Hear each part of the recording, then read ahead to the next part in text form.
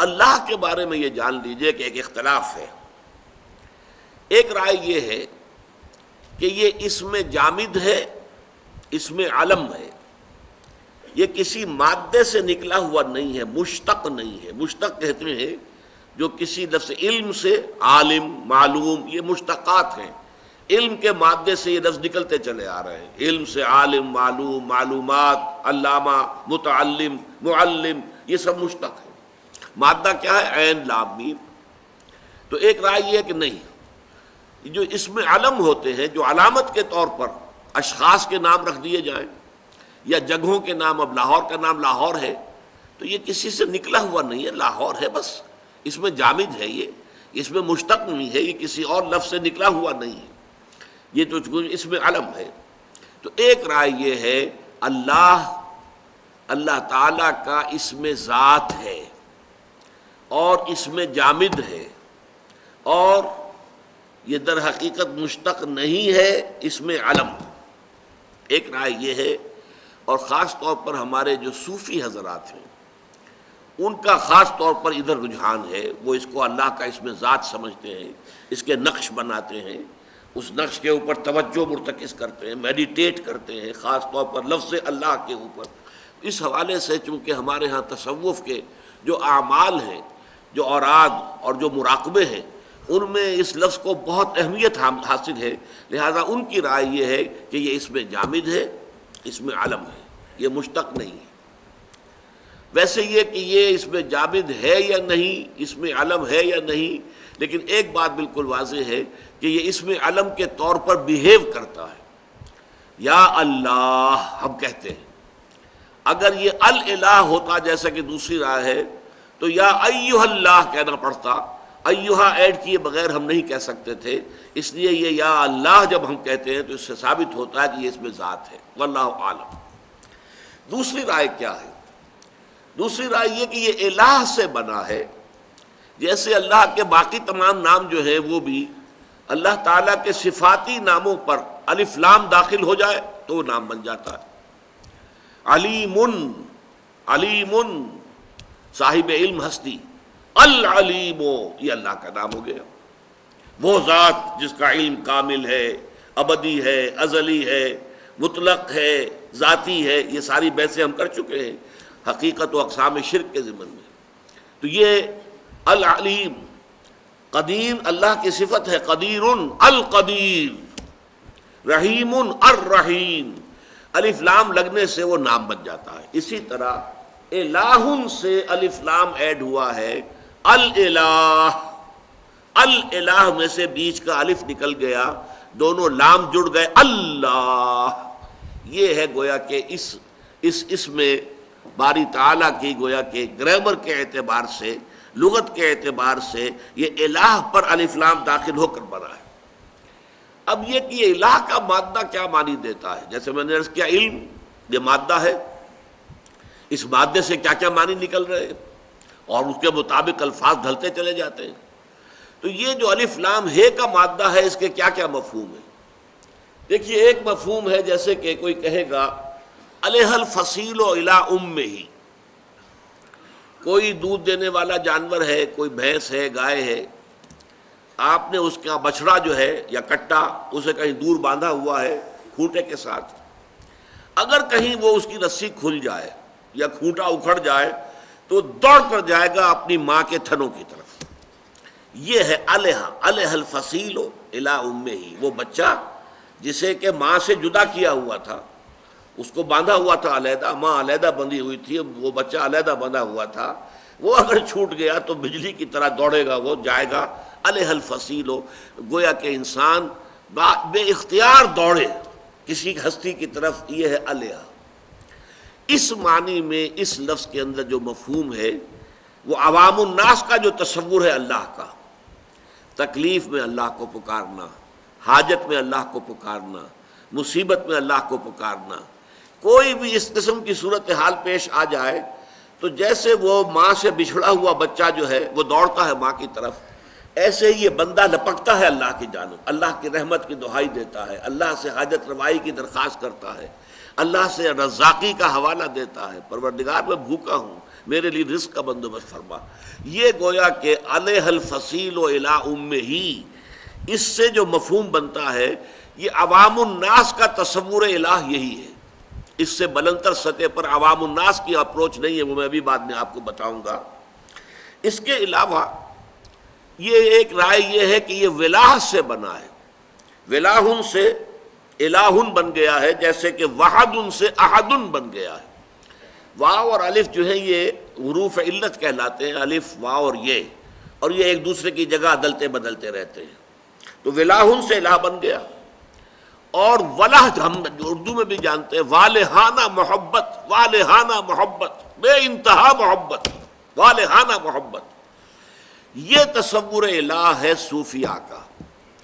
اللہ وہ ہستی ہے جس سے محبت کی جائے، جس کے ساتھ والہانہ محبت ہو. بلکہ اس کے لیے ہمارا جو عام استعمال ہے لفظ محبت کافی نہیں، عشق. شاد باد اے عشق خوش سودائے ماں، اے طبیب جملہ علت ہائے ماں. یہ تو کہا ہے مولانا روم نے. اور علامہ اقبال کیا کہتے ہیں؟ عقل و دل و نگاہ کا مرشد اولی ہے عشق، عشق نہ ہو تو شرع و دین بتکدہ تصورات. جب تک انسان کے اندر اللہ کا عشق نہیں ہے، اللہ کی محبت، اور محبت کی وہ شدت جو ہے جس میں والہانہ انداز پیدا ہوتا ہے، وہ ہے لفظ عشق کے اندر، جس میں کہ ایک انسان جو ہے ماہی بے آب کی طرح تڑپے. وہ عشق اگر اللہ کے ساتھ نہیں ہے تو یہ شرع و دین، یہ قواعد و ضوابط، یہ نماز اور روزہ، یہ بتکدہ تصورات بن کر رہ جاتا ہے. یہ نرے ریچولز بن جاتے ہیں، رسومات بن جاتی ہیں. یہ رسومات کو پوجا جاتا ہے. نماز و روزہ و قربانی و حج یہ سب باقی ہے، تو باقی نہیں. تو صوفیاء کرام کا جو تصور ہے وہ یہ ہے کہ وہ ہستی جو محبوب ترین ہستی ہے وہ ہے الہ، اور اسی سے بنا اللہ، وہ ہستی کے جو واقعتاً کائنات میں محبوب ترین ہے. تیسری رائے یہ ہے کہ یہ لاہ یلوہ سے بنا ہے. اور عام طور پر عربوں کے استعمال میں اللہم نہیں کہتے، لاہم، لاہم، لاہم. اس میں پہلے شروع میں الف نہیں ایڈ کرتے تھے، اے اللہ لاہم. تو یہ لاہ یلوہ کے دو معنی ہیں. ارتفع بہت بلند ہو گیا، اور احتجب چھپ گیا. اس اعتبار سے یہ فلسفیوں کا تصور الہ ہے. وہ ہستی کہ جس کی کنہ تک ہم نہیں پہنچ سکتے، جس کی حقیقت کو ہم نہیں جان سکتے. ہمارا سارا سرمایہ جو بھی ہے معرفت خداوندی کا، وہ صرف اس کے اسماء و صفات کے حوالے سے ہے. ذات باری تعالیٰ کے بارے میں ہم کچھ نہیں جانتے. اس کے بارے میں کہا ہے فارسی کے اندر تو بہت اعلیٰ اس کا تصور جو دیے گئے ہیں. اے برطرز خیال و گمان و قیاس و وہم، اے وہ ہستی برطرز خیال و گمان و قیاس و وہم، وز ہرچ گفتیم شنیدیم و خواندیم. جو کچھ تیرے بارے میں ہم نے پڑھا ہے، سنا ہے، اور جو کچھ ہم نے کہا، اس سے تو بہت برتر ہے. احمد سرہندی رحمۃ اللہ علیہ مجدد الفسانی اپنے خطوط میں لکھ دیں، وراء الورا ثم وراء الورا ثم وراء الورا. وہ بہت بلند سے بلند، بلند سے بلند، ہمارے تصور سے، ہمارے خیال سے، ہر شے سے بلند ہے. تو وہ ہستی کے جو ہمارے وہم اور خیال اور تصور سے ماورا ہے وہ ہے احتجابا. اور بڑے پیارے الفاظ آپ کو سنا رہا ہوں امام راضی کے، فسبحان الذی احتجب لشدت ظہورہ. پاک ہے وہ ذات کے جو چھپ گئی ہے اپنے ظہور کی شدت کی وجہ سے.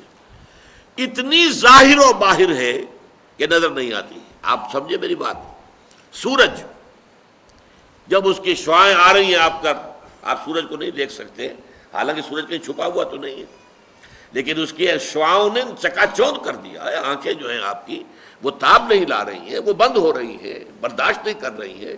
لہذا سورج کے کنٹورز آپ کو نظر نہیں آ سکتے. یہ تو شام کو آپ دیکھتے ہیں کہ جب وہ غروب ہو رہا ہوتا ہے، یا صبح جب طلوع ہوتا ہے، جبکہ شعاعیں براہ راست آپ پر نہیں آ رہی ہوتی، اس وقت یہ کہ آپ کو نظر آ جاتا ہے یہ تھالی کے مانند ہے، یہ گول ہے. ورنہ یہ ہے کہ جب سورج اپنی پوری شدت کے ساتھ چمک رہا ہو، نصف النہار پر ہو، تو کیا ہوگا کہ وہ اپنے شدت ظہور کی وجہ سے چھپ گیا ہے.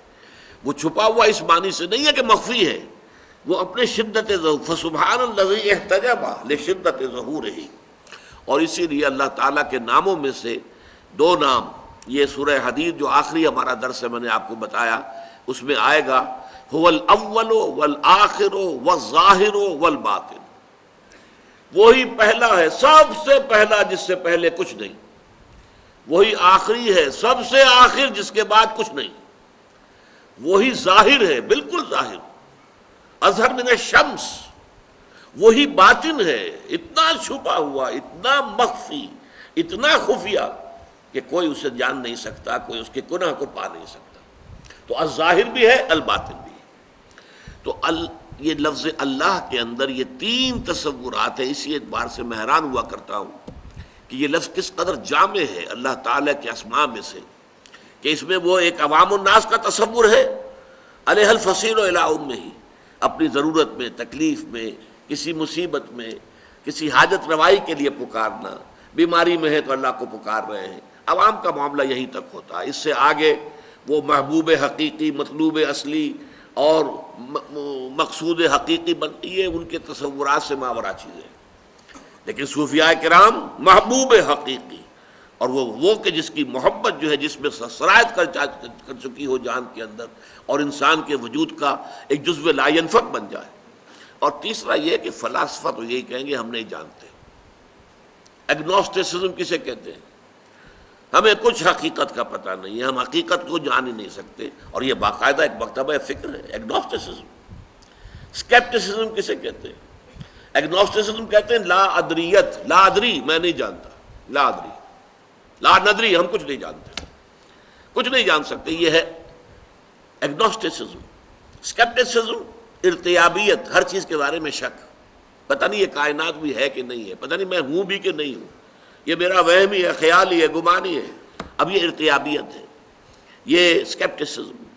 تو فلسفی تو پیور فلسفی جو ہوگا وہ یا ایگنوسٹک ہو جائے گا اور یا اسکیپٹک ہو جائے گا، جب تک کہ فلسفی وہ جو ہم نے لقمان کے ذکر میں پڑھا تھا، فطرت سلیمہ کی روشنی اور رہنمائی میں عقل سلیم سفر کرے، وہ جو فلسفہ نہیں بلکہ حکمت وجود میں آتی ہے، وہ بالکل مختلف شے ہے۔ لیکن پیور فلسفی جو منطق کی بنیاد پر اور خالص عقل کی رہنمائی میں چلے گی، اس کی جو منزل ہے آخری، وہ ایگنوسٹسزم ہے کہ کچھ پتہ نہیں، یا اسکیپٹسزم ہے، ارتیابیت۔ یہ ہے تین لیولز ذات باری تعالیٰ کے ضمن میں اللہ۔ یہ اللہ تعالیٰ کا وہ نام ہے جو سب سے کثرت کے ساتھ قرآن مجید میں آیا، اور ہمارے ہاں جو صوفی مزاج کے حضرات ہیں ان کے نزدیک یہ اسم ذات ہے، یہ اللہ کا نام ہے۔